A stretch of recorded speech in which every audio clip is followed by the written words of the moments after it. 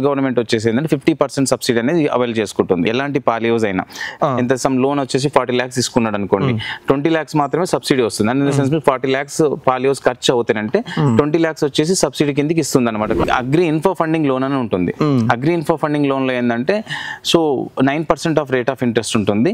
కానీ వచ్చేసి ఏంటంటే గవర్నమెంట్ వేవర్ కిందకి వచ్చేసి 3 to 4% వేవర్ చేస్తుంది.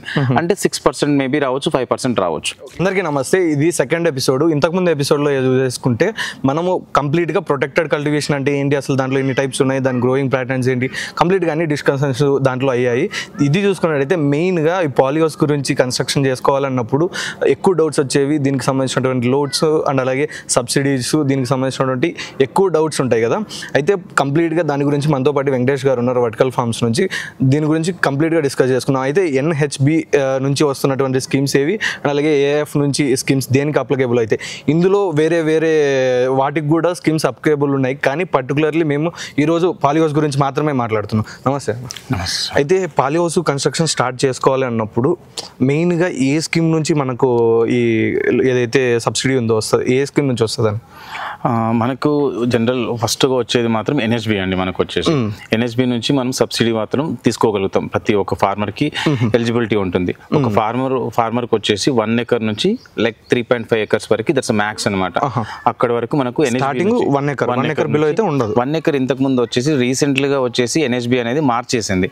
ఏంటంటే 2500 square meters ఉన్న కూడా is eligible for సబ్సిడీ అనేది ఉండేది అనమాట. ఇప్పుడు వచ్చేసి ఏంటంటే 4000 square meter మినిమం అనేది ఉండాలన్నమాట.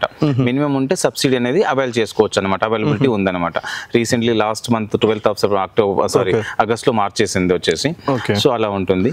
సో ఇక్కడ ఏంటంటే నేను మాట్లాడేది ఏంటంటే సెంట్రల్ గవర్నమెంట్ స్కీమ్ మాత్రమే మాట్లాడుతున్నాను. మన దగ్గర వచ్చేసి స్టేట్ గవర్నమెంట్ సబ్సిడీ లేదు కాబట్టి బోత్ స్టేట్స్ లో లేవు. మన దగ్గర బోత్ స్టేట్స్ లో లేదు. అయితే కంప్లీట్ గా ఇప్పుడు వచ్చే స్కీమ్స్ అనేది సెంట్రల్ గవర్నమెంట్ మాట్లాడుతున్నాను. సెంట్రల్ గవర్నమెంట్ వచ్చేసి ఏంటంటే 50% సబ్సిడీ అనేది అవైల్ చేసుకుంటుంది. 50% సబ్సిడీ అనేది ఇస్తుంది. ఎలాంటి పాలియోస్ అయినా, లేకపోతే ఏంటి like as fan and pad system అయినా, న్యాచురల్ వెంటిలేటర్ పాలియోస్ అయినా, నెట్ హౌస్ అయినా కూడా 50% సబ్సిడీ ఇస్తుంది. ఇదే బేసిక్ గా ఫార్మర్ అయిన పాలియోస్ కన్స్ట్రక్షన్ కి వెళ్లే ముందుగా సబ్సిడీ అప్లికేబుల్ అవ్వాలి అంటే పారామీటర్స్ ఏముంటాయి, అంటే జస్ట్ ప్రాసెస్ ఏ విధంగా ఉంటుంది? మా కంపెనీ తరపు నుంచి మాత్రం మేము చూసుకుంటూ కూడా మా ఎవరైతే ఫార్మర్స్ వచ్చేసి మమ్మల్ని అప్రోచ్ అవుతున్నప్పుడు ఏంటంటే మేమేం చేస్తాం, నియర్ బై బ్యాంకర్ వాళ్ళ ప్లేస్ లో ఏవైతే ల్యాండ్ ఉన్న ప్లేస్ నియర్ బై ప్లేస్ లో వచ్చేసి అక్కడ బ్యాంక్ దగ్గరికి వెళ్ళేసి మేము కావాల్సిన డాక్యుమెంట్స్ అన్ని సబ్మిట్ చేస్తాం. ఏవి వాళ్ళకు మేజర్ గా కావాల్సింది ఏంటంటే DPR కావాలి, డీటెయిల్ ప్రాజెక్ట్ రిపోర్ట్. ఏవైతే ఫార్మర్ న్యాచురల్ వెంటిలేటర్ పాలియోస్ వేసుకుంటున్నాడో, ఫ్యాన్ అండ్ పార్ట్ సిస్టమ్ వేసుకుంటున్నాడో, లేకపోతే నెట్ హౌస్ వేసుకుంటున్నారు, దాని ఒక ప్లాన్ ఆఫ్ మనం DPR గా ప్రాపర్ గా మనం ఎగ్జిక్యూట్ చేసి బ్యాంకర్ కి. ముందు ఒక చిన్న డౌట్, ల్యాండ్ లీజు అండ్ అలాగే ఓనర్షిప్ అనేది ఉంటారు కదా, ఇద్దరికి ఏ విధంగా ఉంటుంది? ఇక్కడ చూస్తేనంటే ఓన్ ల్యాండ్ ఉన్న ఫార్మర్కి వచ్చేసి ఎలాంటి ప్రాబ్లం ఉండదు. ఎందుకంటే పట్ట పుస్తకం, పాస్ పుస్తకం ఉంటుంది, తర్వాత వచ్చేసి ఓన్ డాక్యుమెంట్స్ ఉంటాయి, ల్యాండ్ డాక్యుమెంట్స్ ఉంటాయి. అదే లీజ్డ్ గా వెళ్ళినప్పుడు ఏంటంటే 10 years అగ్రిమెంట్ ఉండాలి. ఒక ఫార్మర్ నుంచి మనం తీసుకుంటున్నాము అంటే 10 years అగ్రిమెంట్ అనేది ఉన్నప్పుడు మాత్రమే అది ఎలిజిబిలిటీ క్రైటీరియా ఉంటుంది అనమాట. ఏది NHB నుంచి స్కీమ్ అనమాట. NHB ఒక ప్రిన్సిపల్ ఏదైతే ఉంటుందో అక్కడ దాని వల్ల ఉంటుంది. ఈ డాక్యుమెంట్స్ తీసుకొని మనం బ్యాంక్ దగ్గరికి వెళ్తాం. బ్యాంక్ దగ్గరికి వెళ్ళిన తర్వాత ప్రాసెస్, బ్యాంక్ దగ్గరికి వెళ్ళిన తర్వాత there is a certain documents అన్ని సబ్మిట్ చేసుకోవాలి.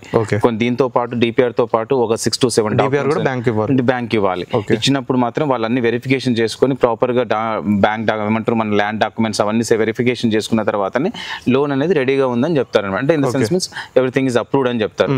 అప్రూవ్ అయిన తర్వాత మనము NHBకి వెళ్ళేసి మనకి ఇక్కడ మేము సో బ్యాంక్ లో మేము అప్రూవ్ చేసుకున్నాము, మీరు క్లియరెన్స్ ఇస్తారా అంటప్పుడు NHB ఏం చేస్తుంది, మనం వ్యాలిడేట్ చేస్తుంది. మనం ఏ ప్లేస్ లో ఎక్కడ అనేది వ్యాలిడేట్ చేసుకున్న తర్వాత GOC అనేది ఇస్తుంది. GOC ఇచ్చిన తర్వాత GOC లెటర్ తీసుకొచ్చుకొని నియర్ బై మనకి ఏదైతే అప్లై చేసుకున్న బ్యాంకర్ దగ్గర మనం సబ్మిట్ చేయగలుగుతానంటే వాళ్ళు అప్పుడు ఫండింగ్ అనేది రిలీజ్ చేస్తారు. ఆ ఫండింగ్ రిలీజ్ చేసిన తర్వాత మనకు కావాల్సిన ఫండింగ్ ఉంటుంది కాబట్టి అప్పుడు ఫార్మర్ వచ్చేసి పాలియోస్ కన్స్ట్రక్షన్ స్టార్ట్ చేసుకోవచ్చు. ఏవైతే మా కంపెనీ అప్పుడు ఏం చేస్తుంది, అప్పుడు స్టార్ట్ చేసుకుంటుంది. ప్రాజెక్ట్ మొత్తం కంప్లీట్ అన్ని అయిపోయిన తర్వాత మళ్ళీ NHB ఏం చేస్తుంది, విడతలుగా వచ్చేసి అక్కడ సబ్మిట్ చేసుకుంటూ ఉంటుంది. ఏవైతే బ్యాంకింగ్ ఉంటుందో బ్యాంక్ లో సబ్మిట్ చేసుకుంటూ ఉంటుంది. అది వచ్చేసి రిజర్వ్ ఫండ్ కింద మాత్రమే పెడుతుంది వచ్చేసి. అది వచ్చేసి రిజర్వ్ ఫండ్ కింద పెట్టిన తర్వాత ఏదో ఫార్మర్ ఉంటారో అంత రీపేమెంట్ చేసుకున్న తర్వాత ఇది కంప్లీట్ గా సబ్సిడైజ్ కిందకి వెళ్ళిపోతుంది అనమాట. ఇది ప్రాసెస్ గా ఉంటుంది వచ్చేసి. అయితే కొన్ని కేసెస్ లో సబ్సిడీ కానీ లోన్ కానీ రిజెక్ట్ అవ్వడం జరుగుతుంటుంది కదా. కొన్ని మేజర్ కేసెస్ లో ఏంటంటే చాలా వరకు ఏంటంటే అవేర్నెస్ లేదు. ఏంటంటే లీజ్ ల్యాండ్ మీద వచ్చేసి మేము 5 years కి తీసుకుంటాము వచ్చేసి అదొక క్రైటీరియా ఉంది. బట్ ఏంటంటే గవర్నమెంట్ ఆఫ్ ఇండియా ప్రకారం వచ్చేసి NHB ప్రకారం వచ్చేసి ఏంటంటే 10 years డ్యూరేషన్ గా ఉండాలి వచ్చేసి. ప్రాపర్ గా వచ్చేసి ఈ క్రైటీరియాలో ఉండాలి. ఇంతకుముందు అవైల్ చేసుకొని పర్సన్ అయి ఉండాలన్నమాట. అదొకటి మాత్రం చెక్ చేసుకోవాలి. అప్పుడు మాత్రమే రిజెక్ట్ అయ్యే ఛాన్సెస్ ఉంటాయి అనమాట ఎక్కువగా వచ్చేసి. అండ్ అలాగే కొందరు ఇప్పుడు కన్స్ట్రక్షన్ తీసుకున్నప్పుడు 1 acre ఎగ్జాంపుల్ తీసుకుంటే ఒకవేళ మనకు కొటేషన్ కంపెనీస్ ఇచ్చినప్పుడు 1 acre కి ఇంత లిమిట్ వరకే, అంటే ఇంత టోటల్ బడ్జెట్ అయితేనే మీకు సబ్సిడీ వస్తుంది, బియాండ్ దట్ ఇవ్వరు అనేది ఏమన్నా ఉందా? లేకపోతే ఇప్పుడు 1 acre లో 40-50 పెట్టుకొని కూడా చేసే వాళ్ళు ఉంటారు మెటీరియల్. అలా లేదండి. ఇప్పుడు వచ్చేసి NHBలో వచ్చేసి ఒక రేట్ అనేది ఫిక్స్ అయి ఉంటుంది. ఈ రేంజ్ లో ఉంటే మాత్రమే మేము ఇస్తాం అనేది ఉంటుంది. ఆ రేంజ్ వరకే ఇస్తుంది వచ్చేసి. అందుకే కొందరు ఓవర్ బడ్జెట్ పెట్టేసుకొని రావాలి. అందు గురించి వచ్చేసి 1 acre పాలియోస్ వచ్చేసి NHB నుంచి రిలీజ్ అయ్యే అమౌంట్ వచ్చేసి 18 lakhs నుంచి 22 lakhs వరకు రిలీజ్ అవుతుంది వచ్చేసి. 1 acre పాలియోస్ ఏదైతే ఉంటుందో అది ఫార్మర్ చేసుకుంటాడు అనమాట వచ్చేసి. అయితే ఈ లోన్ అమౌంట్ ఏదైతే ఉందో దానికి సంబంధించినటువంటి ఇంట్రెస్ట్ అనేది కంప్లీట్ గా బ్యాంక్ మీద డిపెండ్ అయి ఉంటుందా? లేకపోతే మనం సబ్సిడీ యూజ్ చేసుకుంటున్నాం కదా చెప్పేసి ఫిక్స్డ్ ఏదైనా ఉందా? అది ఫిక్స్డ్ గా ఉంటుంది వచ్చేసి. ఇది అగ్రికల్చర్ లోన్స్ కిందకి వస్తుంది అనమాట. సో సేమ్ ఫిక్స్డ్ గా ఉంటుంది ఇది వచ్చేసి. ఇంకొకటి ఏముందంటే అగ్రి ఇన్ఫో ఫండింగ్ లోన్ అని ఉంటుంది. అగ్రి ఇన్ఫో ఫండింగ్ లోన్ లో ఏంటంటే so 9% of rate of interest ఉంటుంది. కానీ వచ్చేసి ఏంటంటే గవర్నమెంట్ వేవర్ కిందకి వచ్చేసి 3 to 4% వేవర్ చేస్తుంది. అంటే 6% మేబీ రావచ్చు, 5% రావచ్చు. ఇందులో ఎంత పర్సెంటేజ్ ఇంట్రెస్ట్ ఉంటుంది? ఎక్కడ ఉంటుంది? మన NHB నుంచి మనము NHB లో ఇది అవైల్ చేసుకోవచ్చు మనం. అగ్రి ఇన్ఫో ఫండింగ్ లోన్ కింద 6 to 7% వరకు వస్తుంది అక్కడ కూడా మనకు వచ్చేసి. ఓకే. అండ్ అయితే ఈ కంప్లీట్ ప్రాసెస్ ఏదైతే ఉందో ఎంత టైం పీరియడ్ తీసుకుంటుంది అన్న మామూలుగా? ఇది మనం ఈ లోన్ శాంక్షన్ చేసుకొని మనం కన్స్ట్రక్షన్ స్టార్ట్ చేయడానికి ఇప్పుడు జనరల్ గా డైరెక్ట్ గా 2 విధాలుగా ఉంటుంది సబ్సిడీ మనం తీసుకోగలిగితే. ఒకటి ఇన్ఫ్రాస్ట్రక్చర్ బిల్డ్ చేసుకున్న తర్వాత సబ్సిడీ తెచ్చుకోవడం, ఇన్ఫ్రాస్ట్రక్చర్ బిల్డ్ చేయకన్నా ముందే సబ్సిడీకి వెళ్ళిపోవడం. ఓకే, అది 2 రకాలుగా ఉంటుంది. సో ఇప్పుడు ఎలా ఉంటుంది అంటే ఫస్ట్ వచ్చేసి మనం అంత కన్స్ట్రక్షన్ చేసుకున్నాము, సబ్సిడీ తెచ్చుకోవాలంటే మనం అన్ని డాక్యుమెంట్స్ అన్ని NHBకి అప్లై చేస్తే సో మనకు సబ్సిడీ వస్తుంది. అదొక వే ఉంటుంది. లేదు మన దగ్గర ఫండింగ్ లేదు, సో నియర్ బై బ్యాంకర్తో నేను లోన్ తీసుకుంటాను. లోన్ తీసుకొని మన ఇఫ్ యూఆర్ లైక్ మన వచ్చేసి ITR ప్రొఫైలింగ్ ప్రాపర్ గా ఉంటేనంటే బ్యాంకర్స్ ఇస్తారు, లోన్ ఇస్తారు. అక్కడ నుంచి వచ్చేసి మనం NHBకి వెళ్ళిపోయి మనం లోన్ తీసుకొచ్చుకోవచ్చు. ఓకే. అయితే NHB నుంచి వస్తున్నటువంటి ఏ కవర్ అవుతుంది అన్న సబ్సిడీలో? సబ్సిడీలో వచ్చేసి అన్ని పాలియోస్ వచ్చేసి అన్ని కవర్ అవుతాయి. సో డ్రిప్పింగ్ ఇరిగేషన్ మీద ఉంటుంది, ఫాగర్స్ మీద కూడా ఉంటుంది అనమాట. మొత్తం NHB కిందకి వస్తుంది కంప్లీట్ గా. Even crop selection is also much important అనమాట. ఏంటంటే క్రాప్ మెన్షన్ చేయాల్సి ఉంటుంది అనమాట. మన DPR రిపోర్ట్ లో వచ్చేసి మనకి ఇక్కడ మేము చేస్తున్నామంటే టమాటో కానీ, క్యాప్సికమ్ కానీ, లేకపోతే కుకుంబర్ కానీ ఇలాంటి ఏ క్రాప్స్ చేస్తున్నారు అనేది మనకు చూపించగలగాలి వాళ్ళకి వచ్చేసి. ఓకే. అండ్ అలాగే ఈ లోపల ఉన్నటువంటి ఇన్ఫ్రాస్ట్రక్చర్ ఏదైతే మెటీరియల్ ఉంటుందో దీనికి సంబంధించి AF నుంచి మీరు వస్తుంది అంటున్నారు కదా, అయితే ఆ ప్రాసెస్ ఏ విధంగా ఉంటుంది? మనం వచ్చేసి ఏంటంటే నియర్ బై అది కూడా ప్రతి ఒక్క బ్యాంకింగ్ సెక్టర్ లో కూడా అగ్రి ఇన్ఫో ఫండింగ్ లోన్స్ అనేది వాళ్ళు ఇస్తారనమాట. సో అక్కడ నుంచి మనం అగ్రి ఇన్ఫో ఫండింగ్ లోన్ తీసుకోగలుగుతానంటే ఏంటంటే మనకి ఏవైతే లోపల ఇన్ఫ్రాస్ట్రక్చర్ ఏదైతే హైడ్రోపోనిక్స్ లో మనం చేసుకుంటున్నాం, ఇంత భారీ పెట్టుబడి పెట్టుకొని మనం చేసుకుంటున్నాం, అది అగ్రి ఇన్ఫో ఫండింగ్ లోన్ నుంచి తెచ్చుకోవచ్చు అనమాట. బిఫోర్ దట్ ఎవరు వచ్చేసి అక్కడ వరకు ఏమవుతుంది అంటే మనకు గవర్నమెంట్ నుంచి ఒక వేవర్ అనేది ఉంటుంది అనమాట. అంతే. దానివల్ల అయితే ఇప్పుడు మనం 1 acre తీసుకున్నప్పుడు మామూలుగా ఒక పాలీ హౌస్ కన్స్ట్రక్షన్ చేసుకోవాలంటే ఎంత ఖర్చు అవుతుంది మామూలుగా? అండ్ అలాగే సబ్సిడీ ఎంత వస్తుంది? ఇప్పుడు ప్రెసెంట్ మార్కెట్ లో పాలీ హౌస్ కన్స్ట్రక్షన్ కి వచ్చేసి రేట్ వచ్చేసి ఒక్కొక్క కంపెనీ ఒక్కొక్క లాగా కోట్ చేస్తుంది వచ్చేసి. జనరల్ గా నాబార్డ్ ప్రకారం చూసుకున్నా కూడా, లేకపోతే లైక్ NHB ప్రకారం చూసుకుంటేనంటే లైక్ ఒక 850 రూపీస్ నుంచి లైక్ అది 1000 రూపీస్ వరకు ఇప్పుడు ఛార్జ్ చేస్తున్నారు ప్రతి ఒక్క కంపెనీ. లైక్ అది ఏది మనకు ఫ్యాన్ అండ్ ప్యాడ్ తీసుకుంటేనంటే 1200 నుంచి 1400 వరకు ఛార్జ్ చేస్తున్నారు. నెట్ హౌస్ తీసుకుంటేనంటే 450 రూపీస్ నుంచి 650 వరకు తీసుకుంటారు. అది డిఫరెంట్ స్ట్రక్చర్స్ డిఫరెంట్ బట్టి రేట్స్ అనేది పెరుగుతూ ఉంటాయి, దాన్ని అవైలబుల్ ఉంటాయి అనమాట.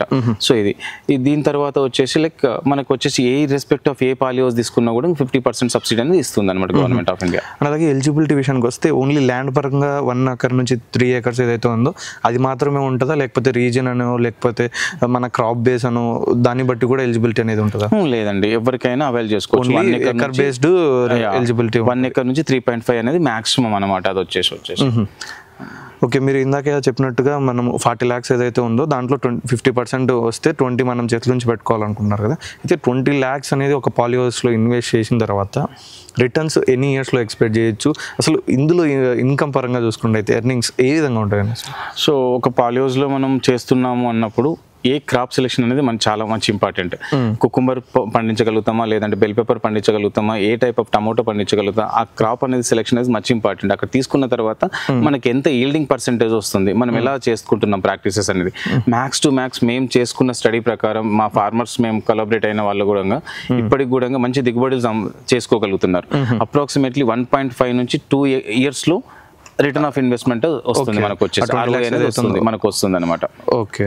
అయితే కన్స్ట్రక్షన్ అనేది పాలిహౌస్ ఏ కంపెనీ నుంచి చేసుకున్నా కూడా ఫస్ట్ చూసుకోవాల్సిన పారామీటర్స్ ఏంటి? కొటేషన్ తీసుకున్నప్పుడు కంపెనీ నుంచి వాళ్ళ కన్స్ట్రక్షన్ డిజైన్ పరంగా డిఫరెన్స్ ఉంటుంది, మెటీరియల్ పరంగా డిఫరెన్స్ ఉంటుంది.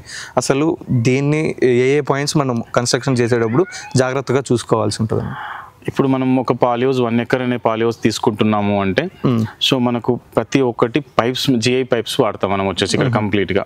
సో అవుటర్ స్ట్రక్చర్ ఎంత ఉంటుంది ప్రతి ఒక్కటి వాళ్ళు కొటేషన్ లో చూపిస్తారు వచ్చేసి. మనకి NHB ప్రకారం యాజ్ పర్ నామ్స్ ప్రకారమే మనకు ఏ కంపెనీ అయినా డిజైన్ చేయాలి. ఏంటంటే ఇక్కడ 1 acre పాలిహౌస్ కి అయ్యే ఖర్చు లైక్ ఏంటంటే ఈ స్టీల్ ఎంత వెయిట్ ఉండాలి అనుకుంటే చూస్తేనంటే ఏవైతే జిఐ పైప్స్ ఉన్నాయి కదా అప్రాక్సిమేట్లీ 18 tons నుంచి 25 tons వరకు మధ్యలో ఉండాలి ఇంచుమించు. ఎవ్వరు కూడా చాలా వరకు మనకు ఫార్మర్స్ కి అవగాహన లేకపోవడం వల్ల అది ఎవరు చూసుకోలేకపోతున్నారు, చెక్ చేసుకోరు వచ్చేసి. అదొక రీజన్ ఉంటుంది. పాలిహౌస్ హైట్ ఎంత ఉండాలి అంటే ఏ రీజన్ లో పాలిహౌస్ వచ్చేసి హైట్ తక్కువ ఉండాలా పెరగాలనేది అది కూడా డిజైన్ పరంగా ఉంటుంది. ఎందుకంటే ఫస్ట్ చెప్పేది ఒకటి ఉంటుంది, ఎగ్జిక్యూట్ చేసే ప్రాజెక్ట్స్ ఒకలాగా ఉంటాయి. అయితే మనం ఈ డిజైన్ ఏదైతే ఉందో ఇది మనము NHB కి సబ్మిట్ చేయాల్సి ఉంటుంది. యాజ్ పర్ NHB ప్రకారమే కన్స్ట్రక్షన్ చేస్తారు. కానీ ఒక్కొక్క కాంటినెంటల్ లో టెంపరేచర్ పెరిగినప్పుడు ఇది వచ్చేసి దీని యొక్క రిడ్జ్ అనేది టాప్ లో చూస్తే మీకు వచ్చేసి 7.2 ఉంటుంది, కొన్ని పాలిహౌస్ లోకి వచ్చి 6.5 మాత్రమే ఉంటుంది. ఇది గట్టర్ ఉంటుంది ఇక్కడ వచ్చిందంటే గట్టర్ చూస్తే అప్రాక్సిమేట్లీ NHB ప్రకారం 4 to 4.5 ఉండాలి. ఇది మాది వచ్చేసి 4.5 ఉంటుంది. సో ఇలాంటివి చెక్ చేసుకోగలిగితేనంటే ఫార్మర్ అనేవారు చాలా బెనిఫిట్ అవుతుంది వచ్చేసి. గట్టర్ ఎలా ఇస్తున్నారు, పైప్స్ ఎలా ఇస్తున్నారు, ఎంత డయా ఉంటుంది వచ్చేసి, ఎంత థిక్నెస్ ఉంటుంది, ఇవన్నీ చెక్ చేసుకోగలిగితే బాగుంటుంది. అలాగే షీట్ పరంగా చూసుకుంటే పాలిఫిలిం షీట్ ఉంటుంది. ఈ పాలిఫిలిం షీట్ వచ్చేసి 4 to 5 years span of life అనమాట దానికి వచ్చేసి. సో మధ్యలో ఎగిరిపోతుండొచ్చు, మేబీ విండ్ స్పీడ్ బట్టి కూడా కొన్నిసార్లు డ్యామేజ్ అయ్యే అవకాశాలు ఉంటాయి. దాన్ని వచ్చేసి ఇప్పుడు ప్రజెంట్ వచ్చేసి కొన్ని కంపెనీస్ మంచిగా క్వాలిటీ మేడ్ గా ఇస్తున్నాయి. 5 layers ఉన్నాయి, 7 layers ఉన్నాయి వచ్చేసి. అయితే రైతులకు ఏది రికమెండ్ చేస్తారు? 5 layer. సో 5 layer ఉంటుంది, 7 layer తీసుకోవచ్చు. ఇప్పుడు ప్రజెంట్ వచ్చేసి కొన్ని కంపెనీస్ గ్రీన్ ప్రో అనే కంపెనీ వచ్చేసి 7 layers కూడా అందుబాటులోకి తెచ్చింది వచ్చేసి. సో ఏంటంటే లైట్ డిఫ్యూషన్ ఎలా ఉంటుంది అవన్నీ చెక్ చేసుకొని చేసుకోవచ్చు. కొన్ని క్వాలిటీ మేడ్ గా తీసుకోవాలి ఎవరైనా తీసుకున్నా కూడా. అది కంప్లీట్ గా ప్రజెంట్ NHB కావచ్చు, AIF కావచ్చు, దానికి సంబంధించినటువంటి డీటెయిల్స్ పూర్తిగా ఇచ్చామనుకుంటాను. ఇంకా మీకు ఏమైనా డౌట్లు ఉంటే ఒకసారి వర్టికల్ ఫార్మ్స్ ని కాంటాక్ట్ అవ్వండి. వీరు చూసుకున్నట్టయితే కంప్లీట్ గా మనం పాలిహౌస్ సెటప్ చేసుకునే దగ్గర హెల్ప్ చేస్తారు. అండ్ అలాగే సెటప్ అయిపోయిన తర్వాత మనం ఎలా దీన్ని పండించుకోవాలి, దీన్ని అలాగే ఆఫ్టర్ సేల్స్ ఏ విధంగా ఉంటాయి, మార్కెటింగ్, దానికి సంబంధించిన కంప్లీట్ డీటెయిల్స్ సొల్యూషన్స్ మీకు వారు ప్రొవైడ్ చేస్తారు. డిస్క్రిప్షన్లో నెంబర్ ఉంటుంది, లేదంటే స్క్రీన్ మీద ఉంటుంది, కాంటాక్ట్ అవ్వండి. Thank you.